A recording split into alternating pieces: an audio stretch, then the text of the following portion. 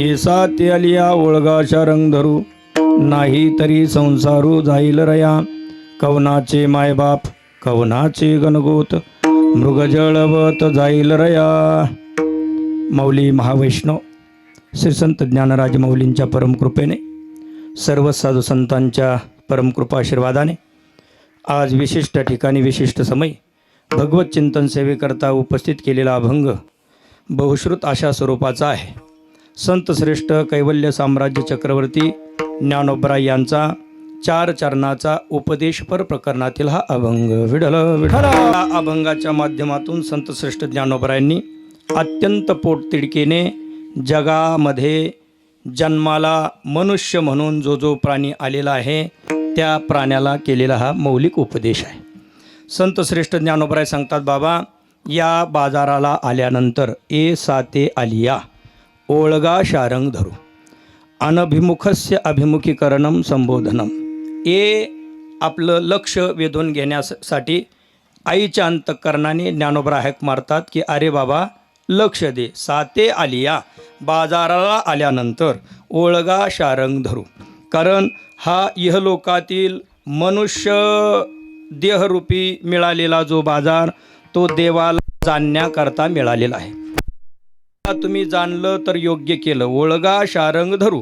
नाही तरी जर तुम्ही जाणलं नाही तर मिळालेला हा देहरूप संसार व्यर्थ रया, अर्थात हे राजा लया गेला.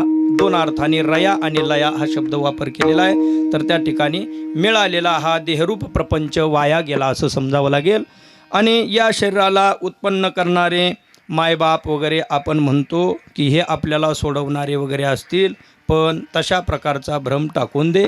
कवनाचे मायबाप कवनाचे गणगोत. देहच आपला नसतो तर देहाच्या संबंधाने असणारे मायबापसुद्धा आपले नसतात.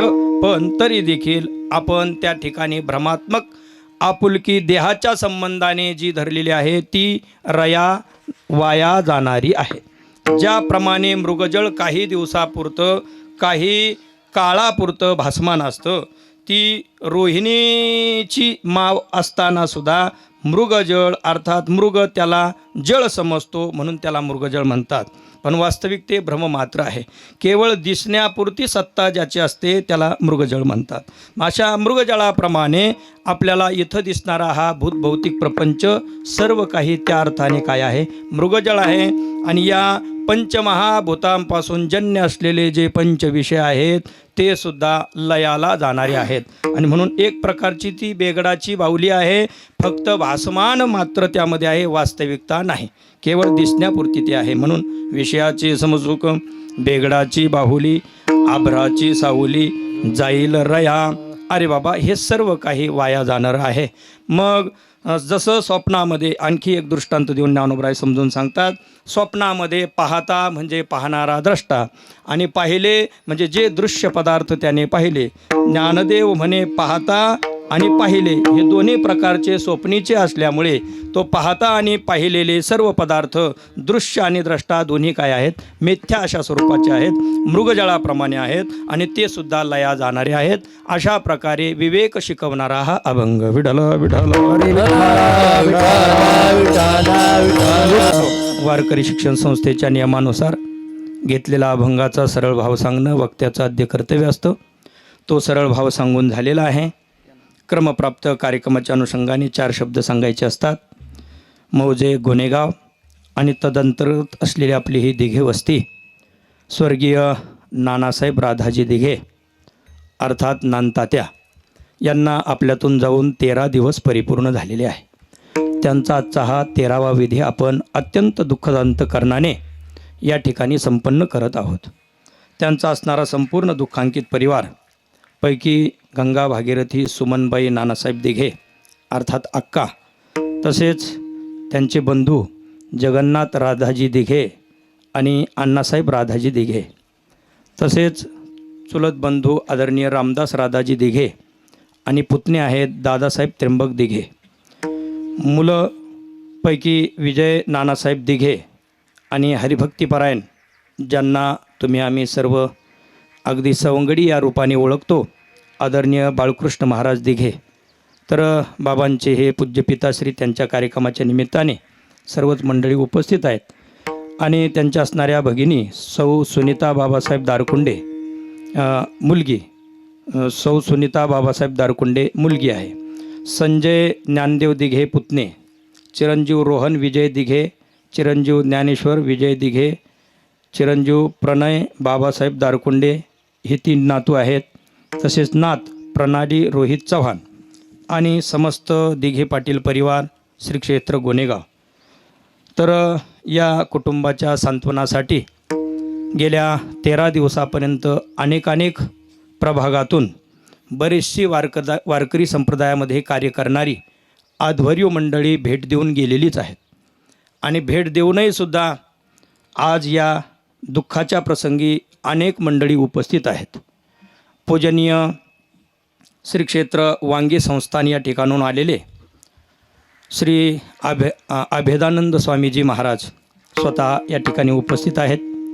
पूजनीय आमच्या सर्वांचे ज्येष्ठ, ज्यांना मोठे भगवानजी म्हणून आपण संबोधतो, मनाने सेवेने ज्ञानाने खरोखरच ज्येष्ठ असलेले आदरणीय भगवानजी महाराज शास्त्रीजी या ठिकाणी उपस्थित आहेत. वारकरी संप्रदायाची निष्ठेने ज्यांनी सेवा केली आणि पुत्रवत प्रेम आम्हा सर्व साधकावरती केलं ते असणारे पितृतुल्य आदरणीय सीताराम बाबा मगर, त्याचप्रमाणे आदरणीय संतोषजी महाराज चौधरी श्री हनुमानगड संस्थान, अंकुशजी महाराज जगताप श्री संत जगद्गुरु तुकाराम महाराज संस्थान नेवासा, माऊली महाराज हजारे अर्थात ज्ञानेश्वर माऊली महाराज हजारे माऊली संस्थान श्री क्षेत्र चिंचोली पिचडगाव, त्याचप्रमाणे आदरणीय आमचे लक्ष्मीनारायण महाराज जोंधळे, अर्जुन महाराज शास्त्रीजी, पुढं बसलेले आमचे श्रीहरी महाराज वाकचौरे आणि समस्त ग्रामस्थ देवा वगैरे ही सर्व मंडळी आहेत. आदरणीय सुखद गुरुजी, त्यांचे असणारे विद्यार्थी आकाश महाराज आणि बाळकृष्ण महाराजांच्या बरोबर त्या परिसरामध्ये अगदी खांद्याला खांदा देऊन कार्यरत असणारं ज्यांचं जीवन आहे आदरणीय दादाजी महाराज वायसळ, आदरणीय लिपणे माऊली, आदरणीय योगीराज पवार, आदरणीय प्रवीण महाराज, आदरणीय अण्णा महाराज, म्हणजे अण्णा नाही तसे ते पण आता लक्ष्मण अण्णा सातपुते का 5 पुते, बरं 2 पोते जास्त झाले, काय हरकत. बरं या आत्ताच उपस्थित असलेले आदरणीय खरात महाराज, गणेश महाराज ही सर्व मंडळी आहेत. इकडं कचरे महाराज, बाळू महाराज, परशुराम महाराज, रामगड आणि रामकृष्ण आश्रमचे साधकवृंद, निलेश महाराज ही सर्व मंडळी उपस्थित आहेत. सचिन महाराज, आमच्या भाषेमधले अमोल महाराज आणि आपले माऊली महाराज सर्व मंडळी आहेत. या ठिकाणी बर्डे काका सर्वावरती प्रेम करणारे, तसेच विनेकरी वायसळ भाऊ, सर्वच वारकरी परिसरातील सर्व टाळकरी, त्याचप्रमाणे आदरणीय अमोल महाराज घाडगे, आदरणीय सचिन महाराज पवार ही सर्व मंडळी या ठिकाणी उपस्थित आहेत. रामगड संस्थानचे भालदार चोपदार उपस्थित आहेत.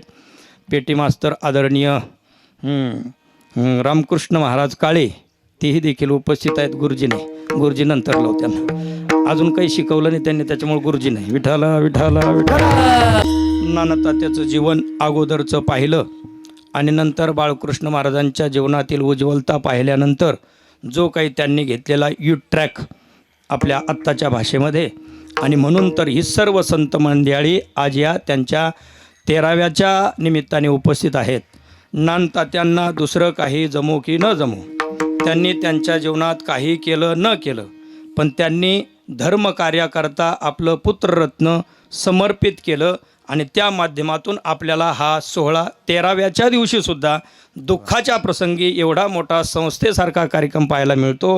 ही सर्वश्रेष्ठ देणगी जर कोणाची असेल तर ती आदरणीय नानासाहेब राधाजी दिघे. विठाला विठाला. पूजनीय बाळू महाराजांना रामकृष्ण महाराज काळे गुरुजींच्या चरणी समर्पित केलं आणि गुरुजी, आम्ही आमच्या जीवनामध्ये शुद्ध आहोत की अशुद्ध आहोत काही माहिती नाही, पण आमची मुलं चांगली झाली पाहिजे त्यासाठी त्यांना आळंदीला ठेवायचं आहे अशी विनंती प्रार्थना केल्यानंतर 1994 साली एप्रिल महिन्यामध्ये 28 एप्रिल 1 मे 1994 त्या दिवशी आदरणीय बाळू महाराजांना गुरुजींच्या चरणी सुपूर्द केलं. गुरुजींनी बाळू महाराजांना आळंदी येथे ठेवलं. तिथं ठेवल्यानंतर काही दिवस चैतन्य आश्रमामध्ये आम्ही राहिलो.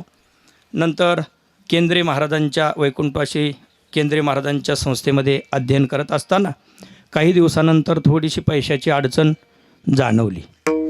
आता काय असतं, जसं आईची जशी लेकराची भूक आईला लागत असते तसं पुत्राची चणचण ही पित्याला आपोआप जाणवत असते. काही अंशी परिस्थिती तशी असो की नसो, पण त्या पद्धतीने प्रयत्न मात्र केला जातो. आदरणीय तात्यांनी त्या काळात बाळू महाराजांना पैसे पाठवावे म्हणून मनी ऑर्डर त्या काळामध्ये केली. 50 रुपये मनी ऑर्डरसाठी घेऊन गेले पाचेगाव येथे पोस्टात. पण मनी ऑर्डरचा खर्च आणि बाकीचं जाऊन 40 रुपये मनी ऑर्डर पहिली त्या ठिकाणी बाळू महाराजांना मिळाली. तिथेही ती मिळाल्यानंतर तिथले देणारे जे पोस्टमन वगैरे होते त्यांनी त्यातूनही काही अपेक्षा निर्माण केली की आम्हाला काहीतरी मिळावं म्हणून. पण त्यांना आम्ही विनंती केली, म्हटलं 50 रुपये पाठवण्याकरता आले असतील, माहिती नाही नेमकं काय, पण 50 रुपये पाठवण्याकरता आले असतील, त्याचा खर्च म्हणून काही 10 रुपये गेले. आता पदरामध्ये 40 रुपये फक्त पडतात, त्यातून तुम्हाला जर काही दिलं तर खाली काही राहणारच नाही. या हेतूने प्रार्थना केल्यानंतर त्यांनी ऐकलं. बरोबर ठीक आहे म्हणले, जय हरी जय हरी. एक मित्र खात्यात एक संवेदना म्हणून त्यांनी आपलं एक मागणी केलेली होती, पण त्यांनी काही नंतर ते नाकारले. ते 40 रुपये मिळता क्षणी त्या मनी ऑर्डरमध्ये खाली थोडासा रकानापूर्वी असायचा पहा, आणि त्यामध्ये लिहिलं होतं मनी ऑर्डर मिळताच कळवणे. बस एवढंच 2 अक्षरामध्ये. आणि म्हणजे मिळाल्यानंतर मग एक लगेच आम्ही पत्र 15 पैशाचं ते पत्र टाकलं तात्यांच्या नावाने. इथपर्यंत ते पोहोचलं. आपण पाठवण्याकरता 50 रुपये पाठवण्यासाठी गेलो, पण पाठवता फक्त 40 रुपये आलं.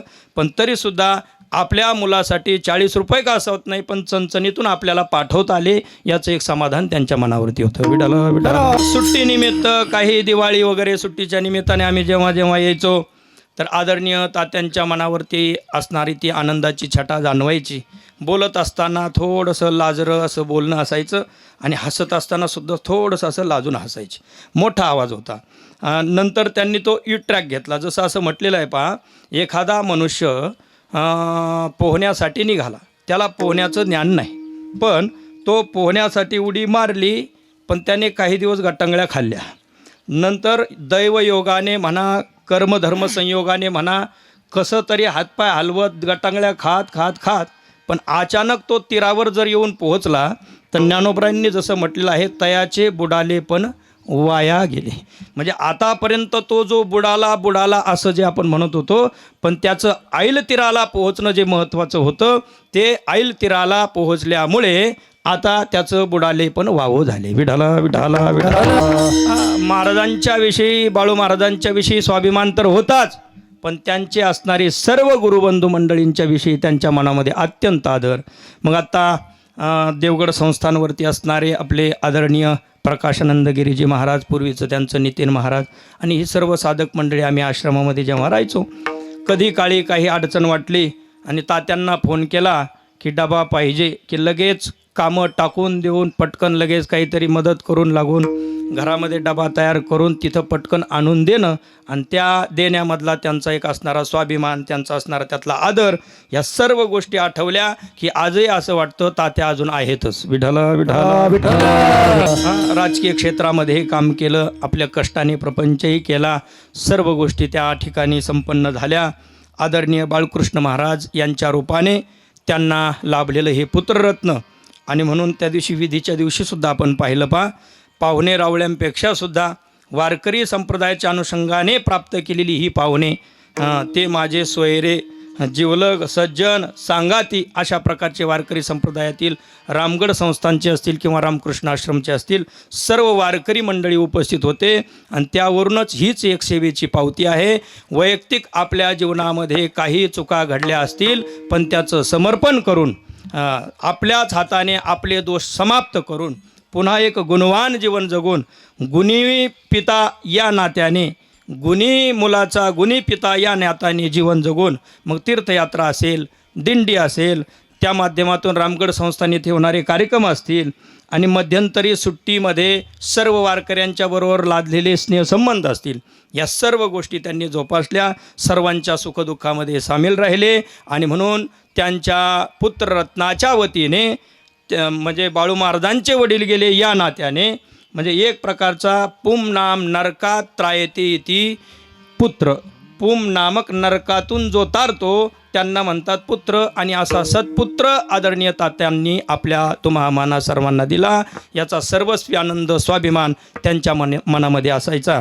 आणि म्हणून बाळकृष्ण महाराज दिघे बाबांच्या विषयी त्यांचा असणारा श्रद्धाभाव, त्यांचा असणारा सहिष्णुताभाव, कधी त्यांच्या मनामध्ये सर्व महाराज मंडळींच्या विषयी आदर, या सर्व गोष्टी आपोआपच त्यांना काय करतील, या असणाऱ्या सर्व गोष्टीतून निराकरण करून त्यांना भगवत स्वरूपता प्राप्त होईल, अशा प्रकारची भावना व्यक्त करूया आणि आपल्या अभंगाकडे वळू. विठाला विठा सेवेकरता घेतलेला अभंग संत श्रेष्ठ ज्ञानोबराय यांचा 4 चरणाचा उत्कृष्ट असा हा अभंग आहे. उपदेशपर प्रकरणातील आहे. उपदेश म्हणजे काय? उपदिशते अनेन इति उपदेश. सुख नावाची वस्तू पूर्वेला राहिलेली आहे आणि सर्व जनता सुखाच्या अपेक्षेने पश्चिमेला निघालेली आहे. जसं ज्ञानोबरांनी दृष्टांत दिला ज्ञानेश्वरीमध्ये, ज्ञानोबराय म्हणतात, एक निघे पूर्वेकडे एक ते पश्चिमेकडे, तिये भेटीची नि पाडे संबंध हा. एक पूर्वेकडे राहिला आणि एक निघाला पश्चिमेकडे. भेटायचं आहे दोघांना एकमेकाला, पण एकाचा प्रवास चालू आहे पूर्वेकडे आणि एकाचा चालू आहे पश्चिमेकडे. मग त्यांची भेट कधी होईल? याचा अर्थ त्यांची भेट होणं शक्य नाही.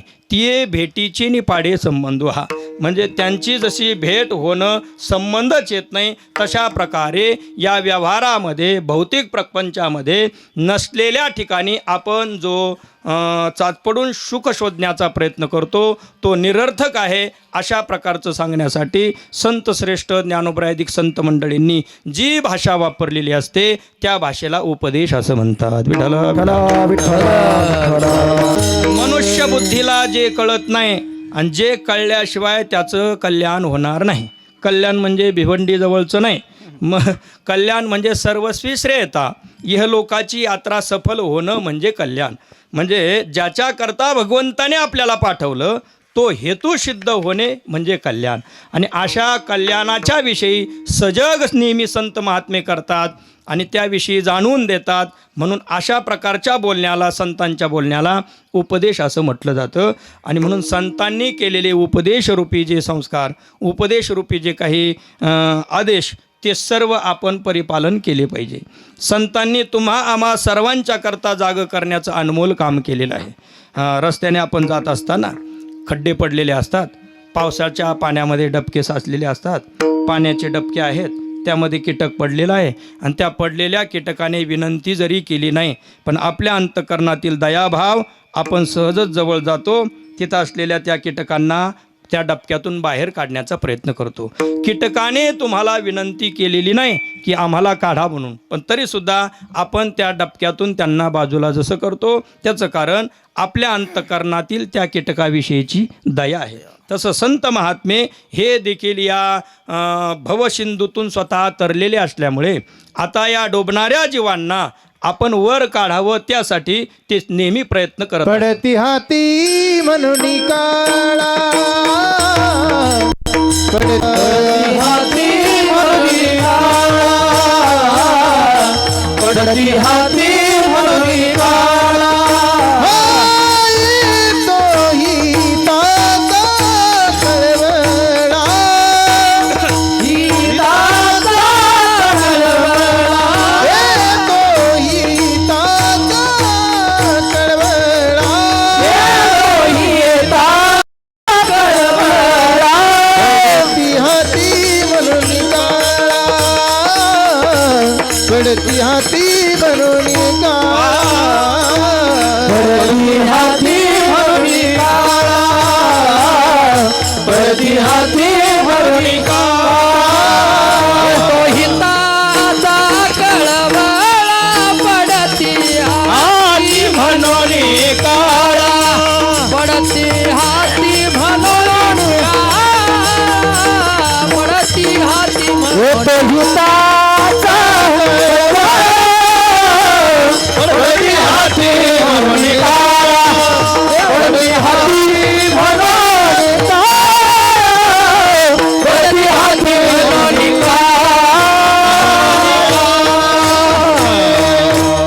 पडती हाती म्हणून काळा, काळा हाती पडती म्हणून येतो हिताचा कळवळा. विठ्ठल सामान्य जीव काळा हाती पडती आणि म्हणून त्यांचा हा कळवळा संतांना उत्पन्न होतो. त्याचं कारण असं आहे, ज्याच्या अंतःकरणामध्ये मळ नाही त्याला तर काय होते, तळमळ होते.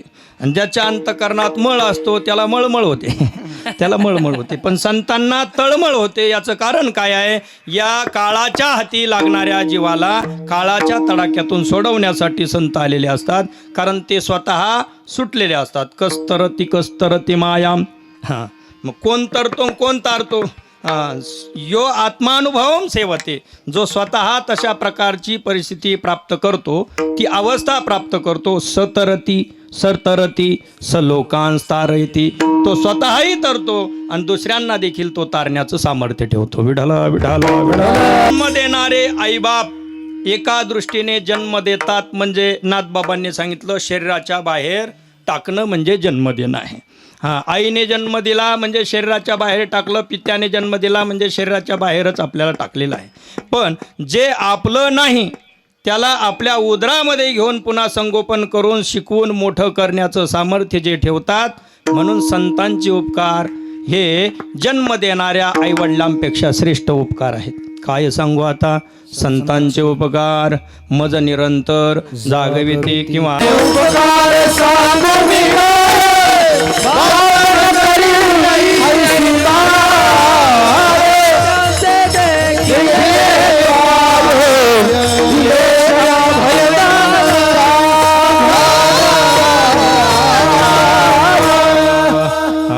काय श्रेष्ठ ज्ञानोपराधिक संतांनी कधी कधी रागवण्याची सुद्धा भाषा वापरली, कधी कधी प्रेमाची भाषा वापरली, कधी कधी वास्तविकतेची आपल्या सहजतेची भाषा वापरली. आता ज्ञानोबरायांचं माऊलीचं अंतःकरण एकांतामध्ये ते गेले आणि त्यांनी कारण मनामध्ये धरलेलं आहे की या इहलोकामध्ये आलेल्या मनुष्य प्राण्याला सुख नावाची वस्तू एका बाजूला राहिलेली आहे आणि ती शोधण्याचा प्रत्येकाचा चालत असलेला प्रयत्न आहे. पण या भरकटलेल्या जीवाला, या आडरानाने धावणाऱ्या जीवाला सन्मार्गाला आपण लावावं ही माऊलीच्या मनातील दया. आणि म्हणून ज्ञानोबरांनी ते कारण बरोबर ओळखलं आणि इहलोकाला या बाजारला आल्यानंतर बाबांनो तुम्ही भगवंताला जाणा, तद्व्यतिरिक्त जर काही केलं तर मिळालेला हा अनमोल देह वाया गेला. अशा प्रकारचा उपदेश अभंगाच्या प्रथम चरण.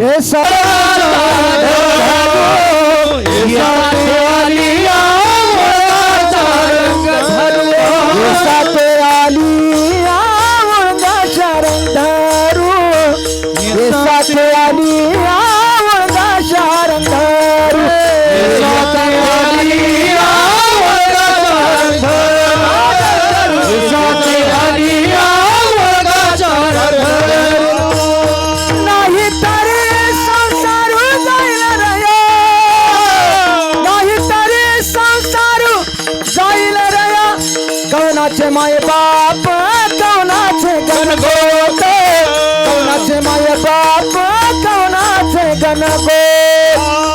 नाही तरी संसारू जाईल रया, नाही तरी संसारू जाईल रया. कवनाचे माय बाप कवनाचे गणगोत, कवनाचे माय बाप कवनाचे गणगोत. हे साधे नाही तरी संसारू जाईल रया, नाही तरी संसारू जाईल रया. नाही तरी संसारू जाईल रया, नाही तरी संसारू जाईल.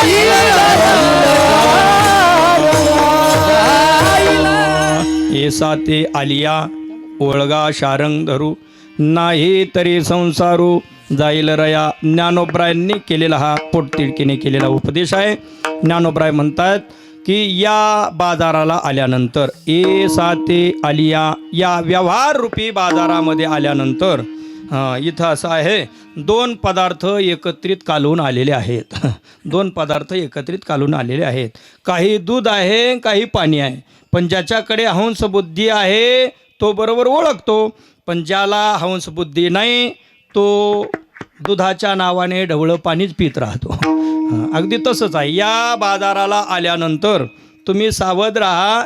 जाणण्यास योग्य वस्तू जी आहे तिला जाणा. ओळगा शारंग धरू. सारंग धरू. ज्याच्या हातामध्ये सारंग नावाचं आयुध ते धनुष्य आहे. सारंगम धारयती ती शारंगधर. शारंग पाणी असाही एक शब्द आहे. पाणव यश सारंग इति शारंग पाणी. ज्याच्या हातामध्ये धनुष्य आहे, सारंग नावाचं धनुष्य ज्याने धरलेलं आहे असा असणारा तो सारंगधर. ओळगा शारंग धरू. त्याला तुम्ही ओळगा, कारण तोच एकमेव सत्य आहे. बाकी संपूर्ण जगतामध्ये दिसणारं सर्व काही असत आहे, विनाशी आहे, चंचल आहे. त्यामध्ये जर आपण गुरफटाल तर नाही तरी संसारू जाईल रया. आता रया आणि लया, यवल परे यवला वा. वार्तिक आहे, त्यामध्ये य व ल यांची सवर्ण संज्ञा केलेली आहे. लया आणि रया हे दोन शब्द जवळजवळ एकच आहे. फक्त रया म्हणतो ज्यावेळेस आपण त्यावेळेस अरे बाबा अरे राजा असं समजून सांगितलेलं आहे. आणि त्या रया शब्दाचा लया असाही अर्थ करता येतो, कारण यवल परे यवलावा या न्यायाने तिथं असलेला या हा लच असतो, म्हणून ल या र या ल या. जाईल रया हा संपूर्ण मिळालेला संसार. या अभंगातील हा संसार शब्द तसा संसार या नावाने नसून हा या अभंगातील मिळालेला शब्द देह या नावाने आहे. विठ्ठल विठ्ठल येण्याची शरीरे शरीरा येणे सरे किंबहुना येर झारे चिरा पडे. येर झारा रूपी संसारावरती चिरा टाकण्याकरता मिळालेला हा नर शरीर रूपी एक प्रकारचा संसार. म्हणून या संसाराला वाया जाऊ द्यायचं नसेल तर आपण ओळगा शारंग धरू. जर शारंग धराला ओळखलं तर हा संसार वाया गेला नाही, म्हणजे ज्याच्या करता मिळाला त्याच्या करता तो वापरला. आणि जर आपण त्याला न ओळखता या बाजारामध्ये नको तेच उद्योग करत बसलो तर मग मात्र मिळालेला हा संसार काय झाला, वाया गेला. संत विवेक शिकवत असतात. या तरी संसारू जाईल रया, नाही तरी गेला जन्म वाया. नाही तरी गेला जन्म वाया, नाही तरी गेला जन्म वाया.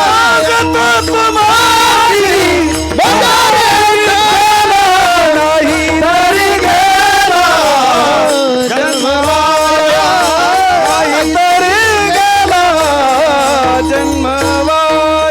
सांगता तुम्हारी बजारे गेला, नाही तरी गेला जन्म वाया, नाही तरी गेला जन्म वाया.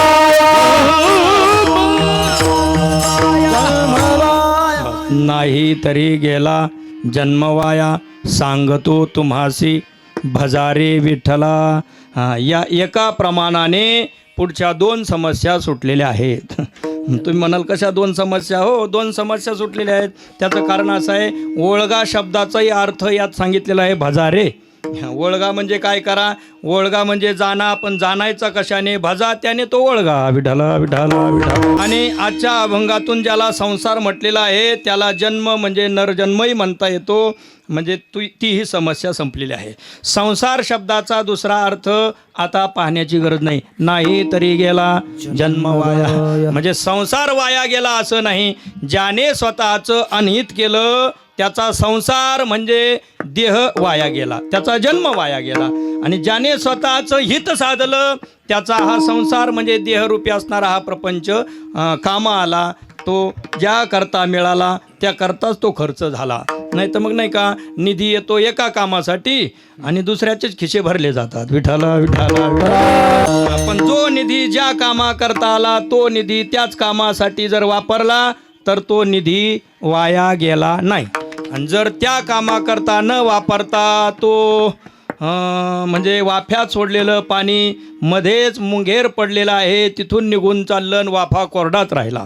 म्हणजे ज्या करता पाणी सोडलं त्या करता नाही. रात्रभर मोटर चालू राहिली आणि सकाळी पाहिलं तर पाणी एकही फडकी भिजली नाही. म्हटले पाणी कुठं गेलं तर थारोळ्याच्या जवळच एक छिद्र पडलेलं, त्याला काय म्हणतात, मुंगेर म्हणतात ना, आणि त्या मुंगेरातून पाणी दुसऱ्याच्या शेतात, म्हणजे वाया गेलं ते. ज्या करता चालू ठेवली त्या करता ते उपयोगी आलं नाही. या पद्धतीने मुंगेरापासून सावध राहिलं पाहिजे. विठ्ठला. तर जन्म आणि असणारं भजन या दोन्ही शब्दातून या ठिकाणी ओळगा म्हणजे त्याचं भजन करा, भगवंताचं भजन करा. म्हणले स्वर नाही कसं काय भजन करणार? ताल असो, स्वर असो, नसो, नसेल ताल तर बेतालात म्हणा, नसेल स्वर तर बेस्वरात म्हणा, अपस्वरात म्हणा, फक्त म्हणा. म्हणणं मात्र महत्वाचं आहे. हरी हरी तुम्ही म्हणारे सकळ, तेने माया जाळ तुटईल. येईल तैसा बोल राम कृष्ण, राम कृष्ण. येईल तैसा बोल राम कृष्ण, तैसा बोल राम कृष्ण, राम कृष्ण. येईल तैसा बोल राम कृष्ण. नाही जरी तुझा मधुर उत्तरे, नाही जरी तुझा मधुर उत्तरे, जरी तुझा मधुर उत्तर, जरी तुझा मधुर उत्तर. तैसा बोल राम कृष्ण, येईल तैसा बोल राम कृष्ण, तैसा बोल राम कृष्ण, येईल तैसा बोल राम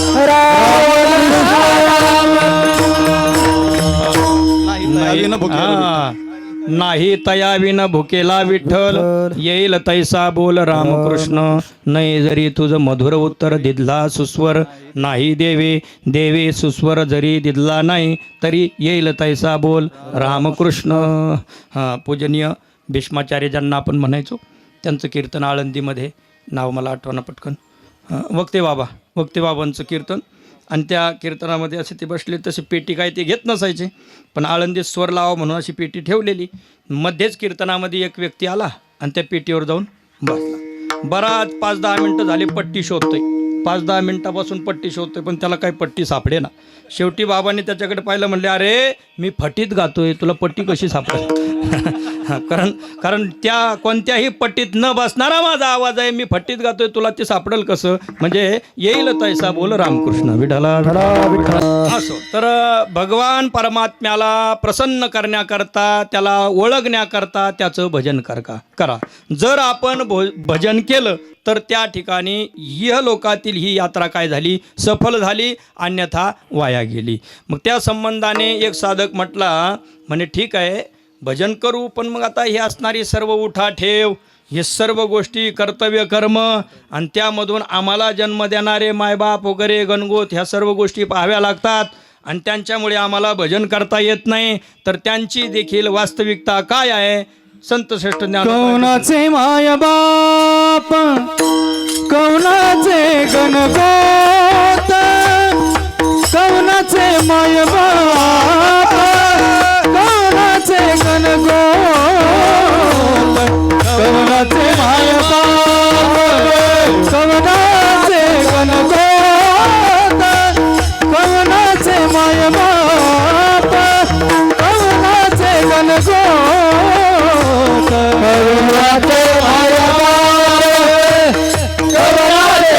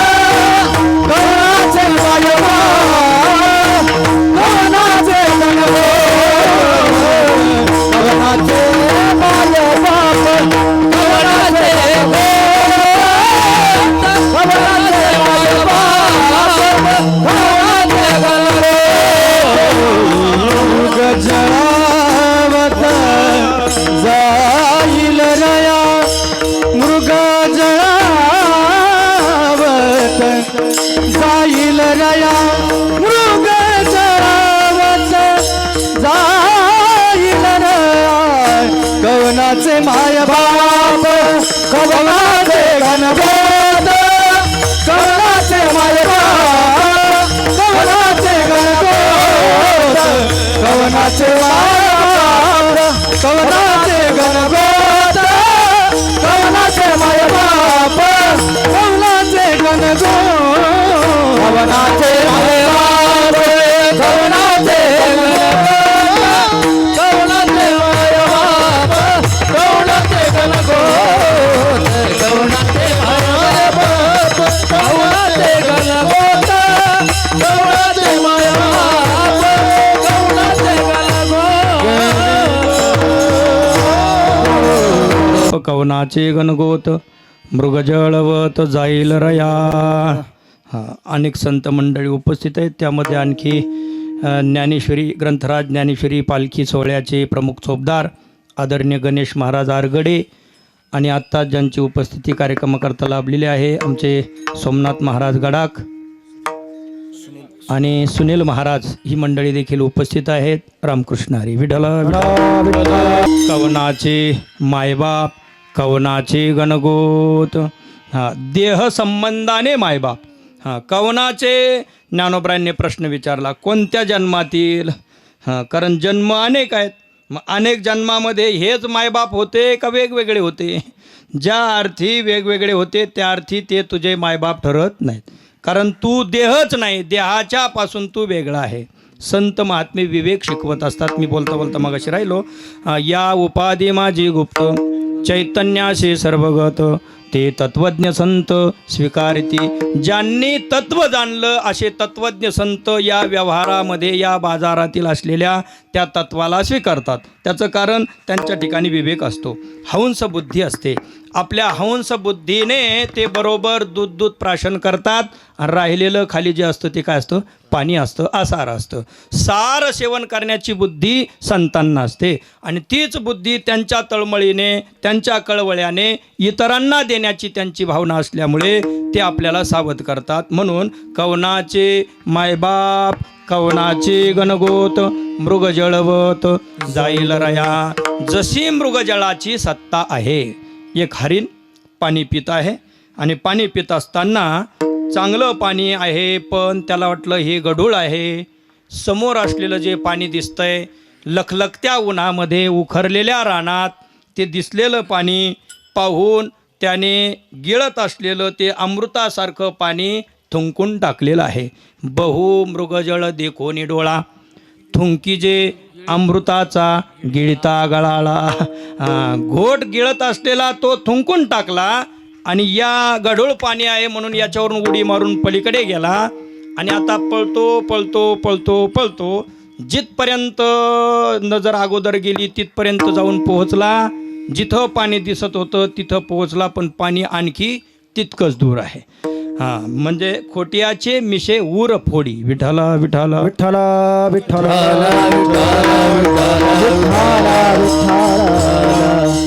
खोटियाचे मिशे ऊर फेडी. मृगजळ दिशे साचपणा ऐसे. मृगजळ हे खऱ्यासारखं दिसतं पण ते खरं नसतं. नवे नवे खऱ्यापेक्षा चांगलं दिसतं. आरो फिल्टर 4-5 वेळेस फिल्टर करून जसं ते चकचकीत पाणी अगदी त्याच्याहीपेक्षा शुद्ध जे पाणी दिसतं त्याचं नाव मृगजळ. मृगजळाला मृगजळ नाव का पडलं. कारण मृग नावाचा प्राणी त्या जळाच्या मागे धावतो त्या संबंधाने त्याला नाव पडलं. नाहीतर त्याला नाव देण्याच्या सुद्धा ते योग्य नाही. खरं पाणी वाटतं आणि खरं पाणी जे खरोखर तहान भागवणारं पाणी ते टाकून देऊन तो नाही त्या पाण्याच्या पाठीमागे जसं जातो आणि तिथे गेल्यानंतर पुन्हा पाहतो तर तितकंच दूर आहे. आणि सूर्यास्ताला गेलं की जिथं पाणी दिसत होतं तिथं जमीन ओली झाली नाही. तिथं जमीन ओली झाली नाही. कुठं चिखल दिसला नाही. जितका कोरडेपणा जमिनीत पहिला पाण्याच्या अगोदरही जेवढा पाणी दिसत असतानाही तेवढाच तितकाच कोरडेपणा दिसला. आणि मग म्हणतो मृगजळवत जाईल रया. ज्ञानोबरांनी त्या बाबतीत आणखी एक ओवी सांगितलेली आहे. बरं, सर्वच धनधान्य आपण पेरतो पण त्यामध्ये सर्वात जास्त पाणी ज्यांना लागतं तो दृष्टांत दिलेला आहे. साळीला आणि केळीला सर्वात जास्त पाणी लागतं, बरोबर. पण ज्ञानोबरांनी ती साळी आणि केळीच बरोबर निवडून काढली. म्हणले मृगजळाची गातळी तिये दिठी दुरुणीची निहाळी वाचोनी तेने पाणीये साळी केळी लावीशी काही विठला विठला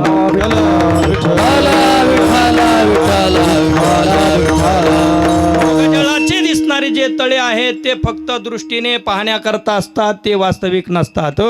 पण त्या हरणाला ते समजत नाही, तो आपलं वास्तविक पाणी टाकून देऊन त्या तळ्यामध्ये जातो. ज्ञानोबरांनी म्हटलं तेने पाणी साळी केळी, त्या पाण्याने साळी आणि केळी लावीशी काही ते शक्यच नाही, कारण त्याच्या ठिकाणी ओलावा नाही. ओलावा नसण्याचं कारण ते पाणीच नाही. तसं इथं आपण मिळवलेले देहसंबंधाने मायबाप, देहसंबंधाने मिळवलेला हा संपूर्ण प्रपंच याचा काहीसा संबंध नाही. जसा आपला जन्म झाला नव्हता ते मायबाप नव्हते. जन्म होता क्षणी युगपत नात्याची उत्पत्ती असते. पुत्र झाला त्या क्षणाला मातृत्व आणि पितृत्व जन्माला येतं. विढला विढा उत्पन्नम क्षणम घटम घटः निर्गुणम निष्क्रियम च तिष्ठती. जसं न्यायाचा असणारा नियम, उत्पन्ने क्षणे घटो निर्गुणम निष्क्रियम च तिष्ठते. उत्पन्न होता क्षणी घट हा एक क्षणभर निर्गुण असतो आणि त्याच्या ठिकाणी जलग्रहणादिक रूपी कार्यसुद्धा होत नसतात. जसं हे आहे तसंच हाही नियम याही व्यवहारामध्ये आपल्याला लावता येतो. ज्या क्षणाला पुत्र जन्माला आला त्या क्षणानंतर मातृत्व आणि पितृत्व जन्माला येतं. अगोदर मातृत्व पितृत्व त्यांच्या ठिकाणी नसतं. पुत्र जन्माला आला मग जन्माला आलेल्या पुत्रानेच मायबापाचं मातृत्व आणि पितृत्व जन्माला घातलेलं असतं. मग कोणाचे मायबाप, कोण कोणाचं मायबाप? त्यांचं मातृत्व आणि पितृत्वाला जन्म देणारा जर पुत्र आहे तर त्या पुत्राचे हे मायबाप ठरतच नाहीत. विठाला विठा म्हणून तोच भाव ज्ञानोबराय या ठिकाणी व्यक्त करतात. कवनाचे मायबाप, कवनाचे गणगोत. मायबापच नाही तर मग मायबापाच्या संबंधाने चुलते काके मामे आणि इतर असणारे सासरे सोजरे सगळे संबंधी तेव्हा काय आहेत? मृगजळवत जाईल रया. मृगजळाप्रमाणे सर्व काय आहेत? संपणारे आहेत. आणि त्यासाठी या व्यवहारामध्ये असलेले विषयिक सुद्धा सर्व असणारे प्रापंचिक पंचमहाभूतापासून मिळणारे 5 विषय शब्द स्पर्श रूप रस गंध हे देखील नाशवान कसे आहेत ते सांगत असताना ज्ञानोबा विषयाचे समसुख वेगळाती बाहुली, विषयाचे समसुख वेगळाती बाहुली, विषयाचे समसुख वेगळाती बाहुली, विषयाचे समसुख वेगळाती बाहुली, विषयाचे समसुख वेगळाती बाहुली, विषयाचे समसुख वेगळाती बाहुली, विषयाचे समसुख वेगळाती बाहुली, विषयाचे समसुख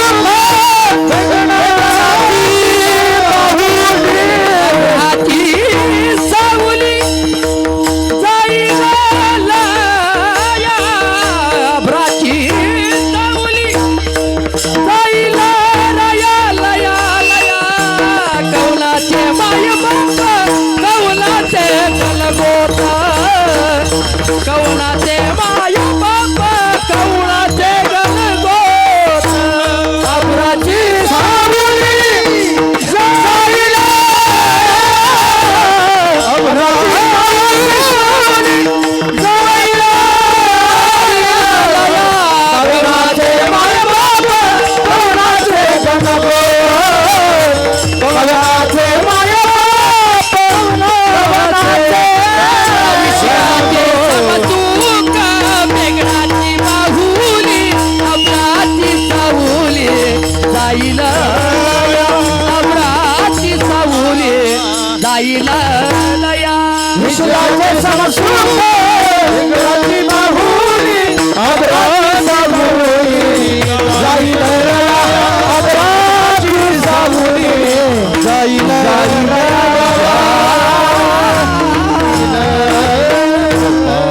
रखुमाये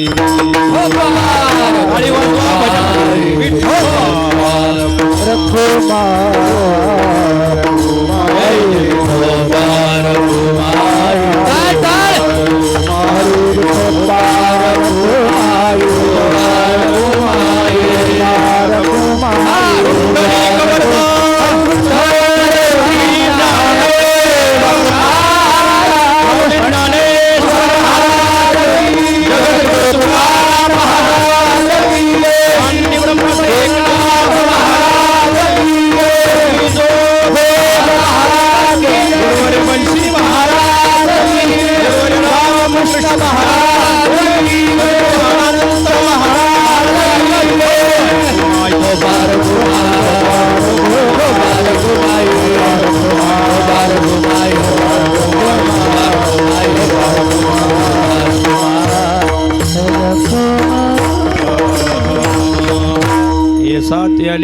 ओळगा शारंग धरू नाही तरी संसारू जाईल रया कवनाचे मायबाप कवनाचे गणगोत मृग जळवत जाईल रया विषयाचे सुख सम आहे कशाशी बेगडाच्या बाहुलीची जी फक्त दिसण्यापुरती असते त्या बाहुलीच्या ठिकाणी जसं कठपुतल्याची सायखिड्याची बाहुली चालवे सूत्राची आणि चाली त्या पद्धतीने मग आता बहुरुपयाची राऊर नाही तिने चांगली एक ओवी होती जाऊ दे आता काय हरकत नाही वेळेनुसार जास्त काही सांगणं उचितही नाही फक्त एवढंच आहे की दिसलेली लाकडाची एखादी बाहुली आपण केली त्या बाहुलीला नाव दिलं काहीतरी राणी वगैरे नाव दिलं पण तिच्या ठिकाणी असणारा जो व्यवहार आहे तो व्यवहार मात्र जसा मिथ्याच असतो त्या पद्धतीने या पंचमहाभूतरूपी असणारी संपूर्ण सृष्टीच जिथं मृगजळाप्रमाणे आहे तिच्यापासून जन्य असणारे शब्द स्पर्श रूप रस गंध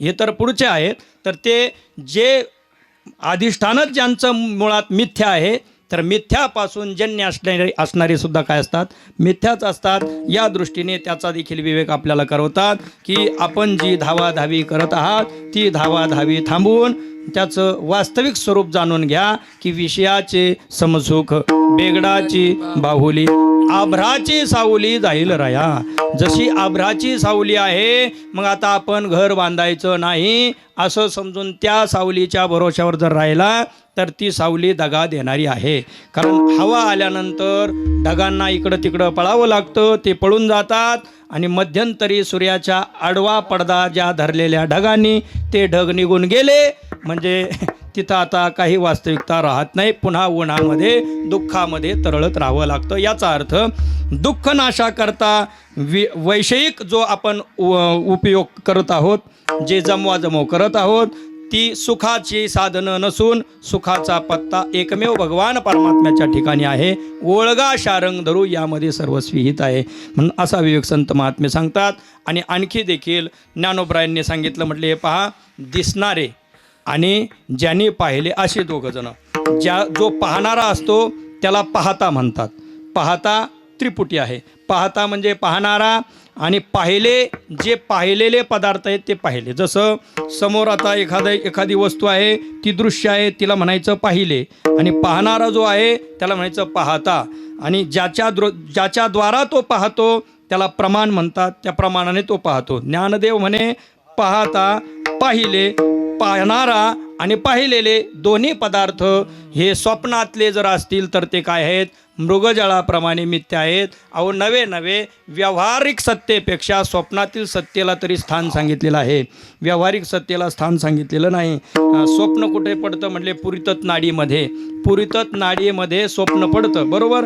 म्हणजे स्वप्नाला अधिकरण म्हणून पुरीतत नाडी तरी आहे पण व्यवहाराला अधिकरण म्हणून माया सोडून दुसरं काही नाही आणि मा म्हणजे नाही या म्हणजे जी नाही तिचं नाव माया म्हणजे अशा स्वरूपाचा विवेक संत श्रेष्ठ ज्ञानोबराय अभंगाच्या शेवटच्या चरणात ज्ञानदेव म्हणे पाहता पाहिले ज्ञानदेव म्हणे पाहता पाहिले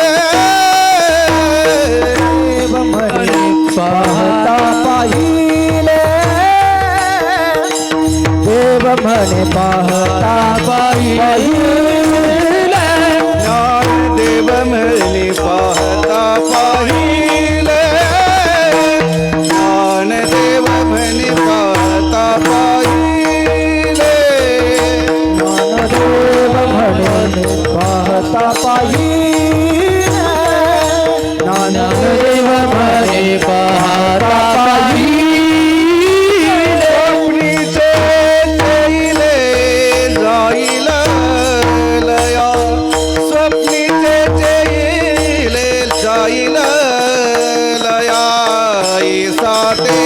आलिया ओळंगा सारंग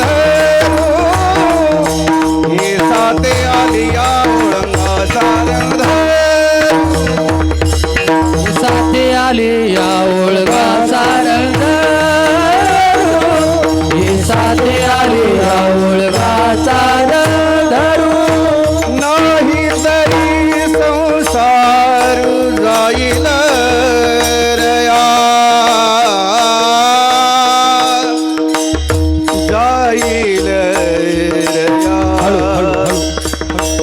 जाईल जाईल रया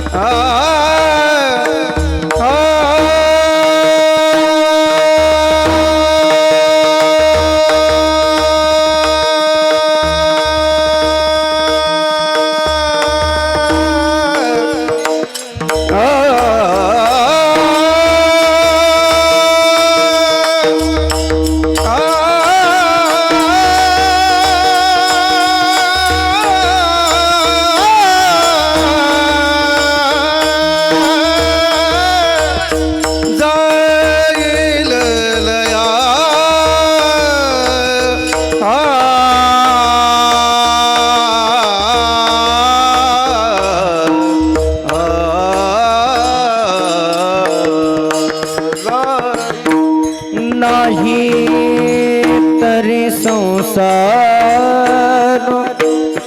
जाईल लजा नाही तरी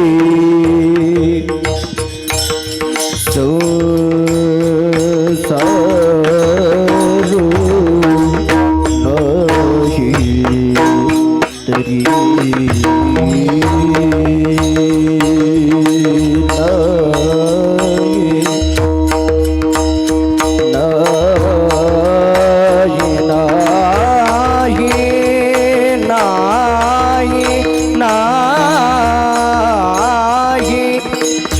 नाही तरी संसारू जाईल जा जाईल लया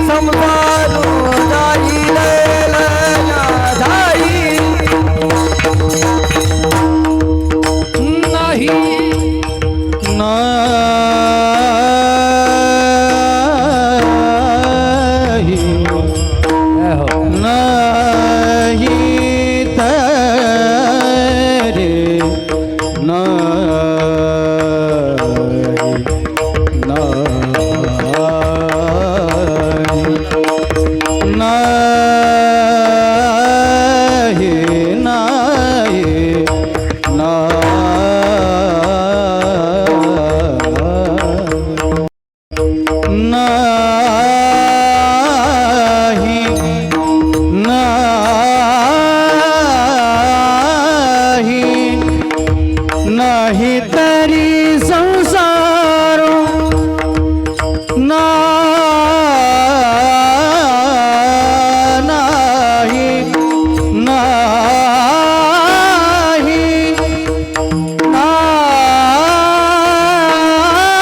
नाही नाही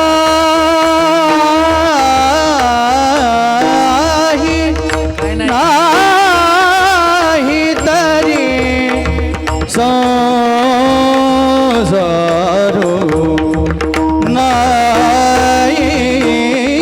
तरी संसारो जाईल लया जाईल नाही तरी संसारो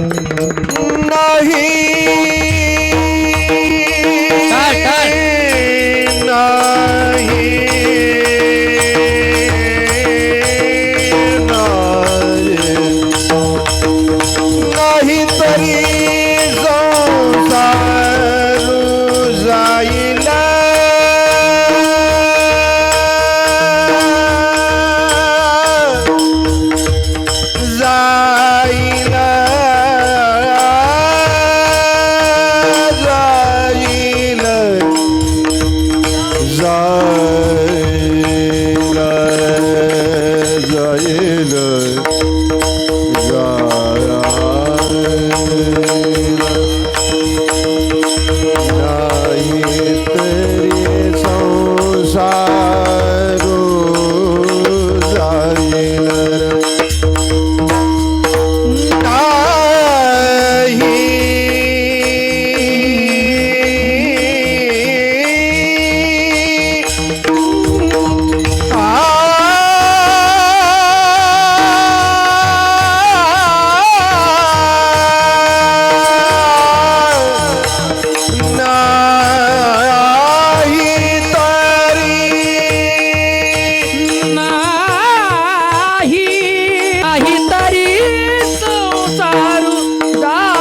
नाही तरी संसारू जाईल ज्ञानेश्वर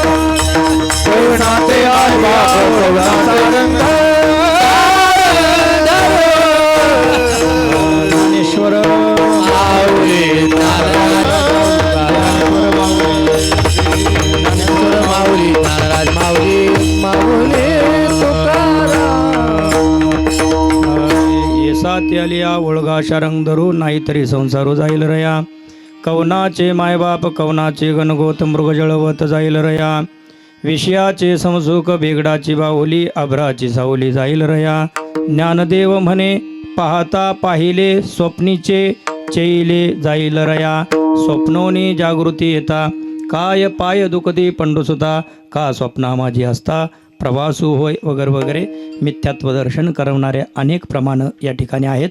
परंतु वेळेअभावी झालेली सेवा भगवान पंढरीनाथाच्या चरणामध्ये या ठिकाणी समर्पित करूया. कैलासवासी आदरणीय नानासाहेब राधाजी पाटील दिघे यांना भावपूर्ण आदरांजली या ठिकाणी समर्पित करूया. अनेक विविध क्षेत्रातून सर्व मान्यवर मंडळी या ठिकाणी उपस्थित आहेत. तर त्यांचे काहींची श्रद्धांजलीपर या ठिकाणी 2-2 शब्द श्रद्धांजली होईल. आणि तूर्त आज या कार्यक्रमाकरता उपस्थित सर्व टाळकरी मंडळी मी आत्ता मोजले म्हणता म्हणता 75 भरलेत. म्हणजे 75 टाळकरी आज 13व्याच्या विधीला सप्ताहात एवढे मिळत नाहीत. पण तेवढे बाळकृष्ण महाराजांचं असणारं हे कार्य आणि म्हणून गुणवान गुणीजन सर्व क्षेत्रातील आध्वर्य मंडळी या ठिकाणी उपस्थित आहेत. तर हे सर्वस्वी श्रेय म्हणजे आदरणीय नानतात्यांनी वारकरी भगवत संप्रदायाची पताका खांद्यावर देऊन एक सद्रत्न जन्माला दिलं आणि या वारकरी संप्रदायाकरता ते सुपूर्द केलं आणि म्हणून अशा प्रकारचा हा कार्यक्रम झाला. नानतात्यांनी जीवनात काय मिळवलं तर या माध्यमातून पुत्ररत्न वारकरी संप्रदायाला दिल्यामुळे सर्व रत्न त्यांना मिळाले या हेतूने एक भावना या ठिकाणी व्यक्त करतो. त्यांना जितका आनंद बाळू महाराजांना पाहिल्यानंतर व्हायचा तितकाच आनंद आम्हा सर्व साधक मंडळीला पाहिल्यानंतर होत असे. म्हणजे एक जन्म देणाऱ्या पित्याच्या ठिकाणी आपलेपणा स्वार्थ जो असतो तो स्वार्थ कधीही तात्यांच्या ठिकाणी दिसला नाही. वारकरी संप्रदायाचे जेवढे काही साधक वृंद आहेत ते माझेच पुत्र आहेत अशा भावनेने त्यांनी प्रेम दिलेलं आहे. आणि म्हणून अशा पुण्यात्म्याला जाऊन 13 दिवस पूर्ण झालेले आहे. भगवान परमात्म्याच्या कृपेने त्यांचा उर्वरित प्रवास हा पूर्ण होऊन भगवत चरणी त्यांना आपल्या स्वरूपामध्ये भगवंताने विलीन करून घेवो हीच भावना या ठिकाणी व्यक्त करतो. थांबतो. आज सेवेकरता उपस्थित जरी भुकेची राखे वेळ जगन्नाथू म्हणजे तुम्हाला थोडं कळलं असेल. जरी भुकेची वेळ राखे जगन्नाथू म्हणजे आदरणीय जगुभाऊ खंडागळे शिरसगावकर यांनी सर्व महाराज मंडळी आणि टाळकरी मंडळींसाठी भोजन आपल्या हाताने शुद्ध सात्विक बनवून रामकृष्ण आश्रम इथे घेऊन आले आणि स्वतः कीर्तनाकरता इथं उपस्थित आहेत. तर ते आहेत. त्याचप्रमाणे बाळकृष्ण महाराज दिघे यांचे सवंगडी आदरणीय काका महाराज निगुडे ते देखील उपस्थित आहेत. सर्व मंडळी आहेत. सर्वांचा नामोल्लेख जवळजवळ झालेला आहे. त्यांचे विद्यार्थी आपल्या परिसरामध्ये गायक म्हणून आता राहतात. आमचे ऋषिकेश महाराज वाल्लेकर आणि सर्व मंडळी आहेत. सर्वांचा नामोल्लेख जवळजवळ झालेलाच आहे. पूजनीय सर्व साधुसंतांच्या चरणारविंदी नतमस्तक होऊन या ठिकाणी सेवेला पूर्णविराम. विठ्ठल जय जय विठ्ठल जय जय विठ्ठल जय जय